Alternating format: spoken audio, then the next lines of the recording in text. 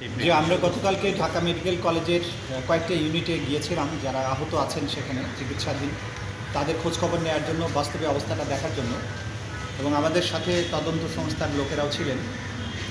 সেখানে গিয়ে আহতদের অবস্থা আমরা দেখেছি কতটা নির্মমভাবে তারা গুলিবিদ্ধ হয়েছেন।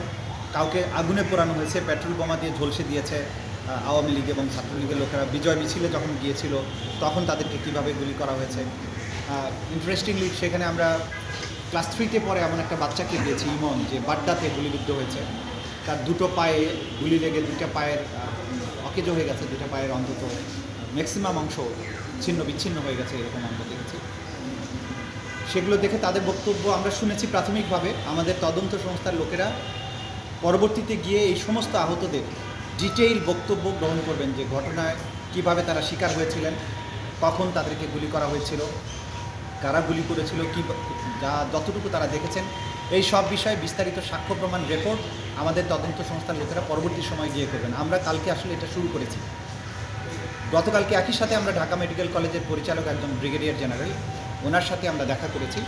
ওনার কাছে জানতে চেয়েছি যে কিভাবে আহতরা এখানে এসেছেন, কতজন আহত বা নিহত মানুষ এখানে এসেছেন, কতজন এখানে এসে মারা গিয়েছেন, তাদের পোস্টমর্টেম রিপোর্ট কতজনের আছে, কতজনের নাই, না থাকলে কেন নাই, চিকিৎসাটা কী পদ্ধতিতে এখানে হয়েছিল, কিভাবে ডেড বডিগুলো এখান থেকে নিয়ে যাওয়া হয়েছে, এই সব বিষয়ে তথ্য আমরা তাদের কাছে চেয়েছি। উনি আমাদেরকে সর্বাত্মক সহযোগিতার আশ্বাস দিয়েছেন। আমাদের তদন্ত সংস্থার লোকেরা পরবর্তী সময়ে গিয়ে ডিটেইল এই সমস্ত তথ্য, প্রত্যেকটি আহত এবং নিহতের পোস্টমর্টেম রিপোর্ট সহ, চিকিৎসার কাগজপত্র সহ, যারা মারা গিয়েছেন, কে তাদেরকে নিয়ে গেছেন, কোথায় দাফন করা হয়েছে, এই যে বিষয়গুলো, যাবতীয় তথ্যাদি যা এখানে সংগৃহীত আছে সব কিছু আমাদের তদন্ত সংস্থার পক্ষ থেকে সংগ্রহ করা হবে। এটি ছিল গতকালকে আমাদের তৎপরতা। আজকে আমরা বাংলাদেশের সকল জেলা প্রশাসক, সকল পুলিশ সুপার, সকল সিভিল সার্জন, সকল সরকারি এবং বেসরকারি হসপিটালের যারা প্রশাসনে আছেন, দায়িত্বে আছেন, তাদের কাছে চিঠি পাঠাচ্ছি। পাশাপাশি যে সমস্ত বড় বড় কবরস্থান আছে, সেই কবরস্থানের যারা প্রশাসক আছে তাদের কাছেও চিঠি পাঠানো হচ্ছে। যে বিশ্ববিদ্যালয়ের ভাইস চ্যান্সেলরগুলোর কাছে আমরা চিঠি পাঠাচ্ছি যে সেখানে কী কী ঘটনা ঘটেছে। তো এইগুলো চিঠিতে আমরা অনুরোধ জানিয়েছি, হসপিটালে কতজন আহত নিহত মানুষ গিয়েছিলেন, কতজন চিকিৎসা গ্রহণ করেছেন, কতজন মারা গিয়েছে, তাদের সংক্রান্ত যত চিকিৎসার ডকুমেন্ট আছে এগুলো তদন্ত সংস্থায় সরবরাহ করার জন্য। পুলিশ সুপারদের থেকে অনুরোধ করেছি যে তাদের এই এলাকার মধ্যে কতগুলো ঘটনা ঘটেছে, কতটা মামলা হয়েছে, কারা কারা সম্ভাব্য আসামি, কারা কারা ভিকটিম, এগুলোর তালিকা তারা দেবেন।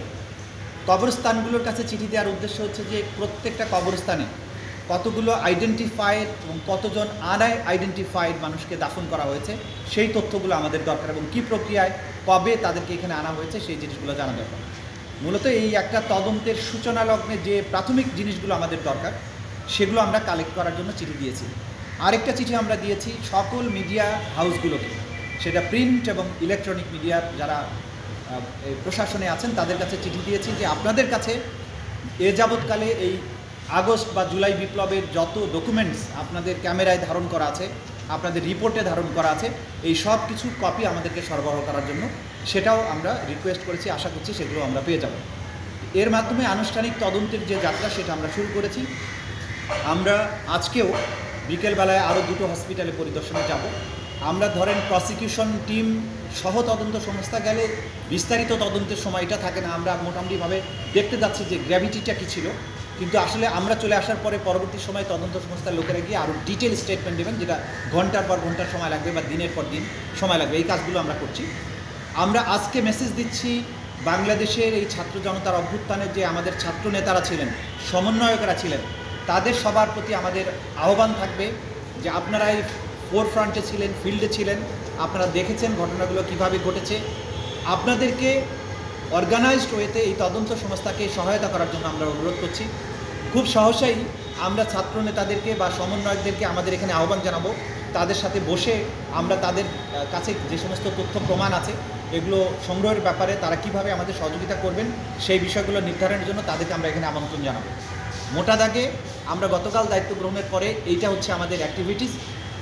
প্রতিদিন আমরা যে সমস্ত কর্মকাণ্ড করব আমরা চেষ্টা করব আপনাদের মাধ্যমে জাতির কাছে তুলে ধরতে, যাতে স্বচ্ছতার সাথে যতদিন এই তদন্ত প্রক্রিয়া চলবে স্বচ্ছতার সাথে তদন্তটা হয় এবং জাতি জানতে পারেন যে আসলে আমরা কতটুকু কাজ করতে পারছি এবং যা ঘটেছে জাতির জীবনে জাতি যাতে বুঝতে পারে যে এই বিচার প্রক্রিয়ার মধ্যে কোনো জায়গায় কোনো রকমের কোনো অস্পষ্টতা নেই এবং প্রপারলি কাজটা হচ্ছে, যাতে করে জাতি প্রত্যেকেই এই যারা যা জানেন এই ঘটনার ব্যাপারে তারা যাতে তাদের যে সমস্ত চোখে দেখা জিনিস আছে সেটা আমাদেরকে সাক্ষী হিসাবে দিয়ে আমাদেরকে সহযোগিতা করে। এটা হচ্ছে আজকের দিন আমাদের। আজল ভাই, আপনি যে দেখতে গিয়েছিলেন গতকাল বিভিন্ন হসপিটালে, যাদেরকে আপনি বললেন যে খুব খারাপ অবস্থা, তাদের পরিবারের পক্ষ থেকে কোনো দাবি আছে কিনা যে বিচারটা দ্রুত করার বা এই ধরনের কোনো কিছু বলেছে কিনা আপনাকে? তাদের বক্তব্য প্রত্যেকেই বিচার চান এবং বলেছেন বিচারের জন্য তারা যা যা করা দরকার সাক্ষী দেওয়া বা সব কিছুর জন্য তারা করবেন এবং তাদের একটা ক্রাইম নিড আছে। কিন্তু একটা জিনিস আমি খুব অবাক হয়েছি যে প্রত্যেকেই এত বড় কোরবানি তারা দিয়েছেন জীবনে, অনেকের মারা গিয়েছে বা কেউ আহত হয়েছে। আমি দেখেছি একটা বাবা তার ছেলেকে বাঁচাতে গিয়ে আহত হয়েছেন, তারা আহত হয়েছেন, তাদের জীবন সংশয়ের মধ্যে আছে, কিন্তু তাদের মধ্যে কোনো অতৃপ্তি নেই। তারা যেটা মনে করেছেন যে দেশের জন্য এটা হয়েছে, তাতে আমাদের কোনো আফসোস নেই, তবে বাংলাদেশে যারা এত বড় অপরাধগুলো করেছে তাদের বিচার জন্য আমরা দেখে যেতে পারি। এটা প্রত্যেক ভিকটিমের ফ্যামিলির এবং ভিকটিমদের নিজেদের বক্তব্য ছিল। সুতরাং বিচারের ব্যাপারে তাদের এই ক্রাইম নিড আছে, তদন্ত সংস্থা এবং প্রসিকিউশন, আমরা তাদের এই অনুভূতির প্রতি যথাযোগ্য সম্মান প্রদর্শন করবো ইনশাআল্লাহ।